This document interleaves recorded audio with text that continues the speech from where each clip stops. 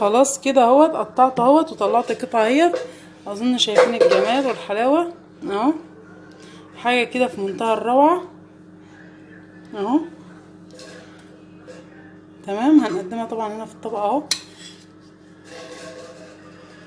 فظيع. وطبعا لو انت عايزاه مقرمش اكتر من طري اكتر من كده بتفضلي مغطيه شويه حلوين يعني. شايفين الجمال؟ حاجه روعه الروعه. خلاص كده بس، هو ده الفيديو بتاعي بقى. لو عجبكم ما تنسونيش في لايك واشتراك في القناه وشير عشان الكل يستفيد. جربوا الجلاش باللحمه بتاعي ويا رب يعجبكم. اشوفكم على خير، مع السلامه.